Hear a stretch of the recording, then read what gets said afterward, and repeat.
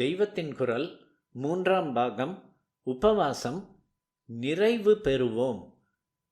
வைகுண்ட ஏகாதசி, மகா சிவராத்திரி, கோகுலாஷ்டமி, ராமநவமி முதலிய விசேஷ நாட்களில் கூட நாம் வாயை கட்டாமல் வயிற்றை கட்டாமல் இருந்தால் அது இந்த தேசத்தில் பிறந்த நமக்கு ரொம்ப குறைவாகும். வயிறு குறைந்தாலும் மனஸ் நிறையும்படி பண்ணிக்கொள்வதே நமக்கு நிறைவு. அப்படி பண்ணிக்கொள்வதற்கான சங்கல்ப பலத்தை பகவான் எல்லாருக்கும் அனுகிரகிக்க வேண்டும். வியாதிக்கு மருந்து மாதிரி பசிக்கு சாப்பாடு ரொம்பவும் அளவாகத்தான் போட வேண்டும். அதாவது பசியை தீர்த்து கொள்ளத்தான் ஆகாரமே தவிர ருச்சியை தீர்த்து கொள்ள அல்ல என்று ஆச்சாரியால் சொல்லி இருப்பதாக சொன்னேன். மற்ற வியாதிகளுக்கும் இந்த க்ஷூத் வியாதிக்கும் ஒரு வித்தியாசம். தலைவலிக்கு மருந்து போட்டால் அது போய்விடுகிறது, மறுபடி என்றைக்கோ ஒரு நாள் தான் வருகிறது. ஜுவரமும் இப்படித்தான். ஆனால் இந்த பசி வியாதி மட்டும் இப்போது மருந்து போட்டு ஸ்வஸ்தப்படுத்தி விட்டாலும் வேலை தப்பாமல் மறுபடி அட்டெண்டன்ஸ் கொடுத்து கொண்டே இருக்கிறது. இப்படி இயற்கையை ஏவி விட்டு ஈஸ்வரன் வேடிக்கை பார்க்கிறான். நமக்கு பரீட்சை வைக்கிறான். நாம் பாஸ் பண்ணினால்தான் பெருமை. அவனுடைய அருள் துணையை நம்பி நாம் சங்கல்பம் பண்ணிக்கொண்டு உறுதியாயிருந்தால் அவன் கை கொடுத்து பாஸ் பண்ண வைத்து நல்ல ஆரோக்கியம், நல்ல ஆத்மாபிவிருத்தி முதலான பிரைஸ்களையும் கொடுப்பான். நம்முடைய திருட சித்தம் முக்கியம். எங்கேயோ ஒரு இடத்துக்கு போகிறோம்.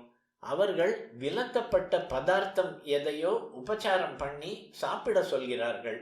அந்த சமயத்தில் தாட்சிண்யத்தாலோ அவர்கள் தப்பாக நினைக்கப் போகிறார்களே என்றோ அதை சாப்பிட்டு விடக்கூடாது. பிரின்சிபிளை விடக்கூடாது. பெங்காலில் விதவைகள் எத்தனை கடுமையாக ஏகாதசி விரதானுஷ்டானம் பண்ணுகிறார்கள் என்பதை பார்த்து அதை நாமும் கொஞ்சமாவது எமுலேட் பண்ண முயல வேண்டும். பெங்கால்காரர்கள் மத்ஸ்ய பிராமணர்கள் தான். ஆனால் விதவைகள் அந்த சாமானை தொடமாட்டார்கள். அதோடு ஏகாதசியை அவர்களே மற்ற எவரையும் விட தீவிர பற்றுடன் அனுஷ்டிக்கிறார்கள்.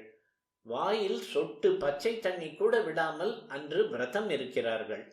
அங்கே கோடையில் கோட்டை அடுப்பு மாதிரி ஊர் முழுக்க நெருப்பு காற்று அடிக்கிற போது கூட வாய் அப்படியே உலர்ந்து வறண்டு ஒட்டி கொண்டாலும் அந்த விதந்துக்கள் சொட்டு தீர்த்தம் கூட விட்டுக்கொள்வதில்லை என்று பிடிவாதமாய் இருப்பது வழக்கம். இதில் உஷ்ணம் தாங்காமல் அநேகம் பேர் செத்தே போனார்கள்.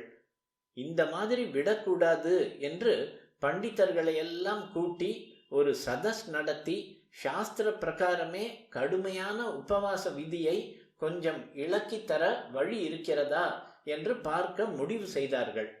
மிஞ்சி போனால் ஏதாவது பானம் கீனம் பண்ணலாம் என்று சாஸ்திரத்திலேயே இருந்தால் கூட நாங்கள் அன்று வாயில் எதையும் விட்டுக்கொண்டு முழுங்க மாட்டோம், செத்தாலும் சாவோம் என்று அந்த விதவைகள் சொல்லிவிட்டார்களாம்.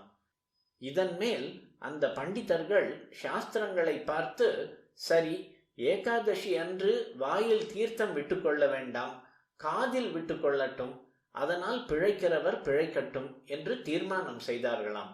அத்தனை கடுமையான அனுஷ்டானம் அங்கே இருந்திருக்கிறது. நாக்கை அடக்க முடியவில்லை என்று விடவே கூடாது. ஆப்பிளை சாப்பிட்டுத்தான் ஆடம் அடிமட்டத்துக்கு விழுந்து விட்டான் என்கிறார்கள். ஃபர்பிடன் ஃப்ரூட் மாதிரி நம் சாஸ்திரப்படி ஃபர்பிடன் ஃபுட் எதையுமே சாப்பிடக்கூடாது. மீறினால் அது நம்மை கீழேதான் இறக்கும். இம்மாதிரி ஒரு டெம்டேஷன் உண்டாகிற சமயங்களில் இப்போது இது உசந்த ருச்சி என்று சாப்பிட்டாலும் சாப்பிடுகிற இந்த 5-10 நிமிஷங்களுக்கு அப்புறம் ருச்சி நாக்கில் நிற்கிறதா என்ன?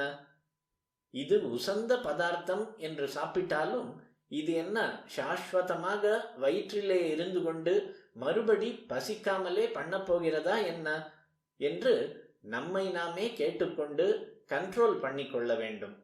இப்படி ஒரு நல்ல அறிவு உண்டாவதற்கு மறுபடியும் பகவானையே தான் வேண்டிக் கொள்கிறேன்.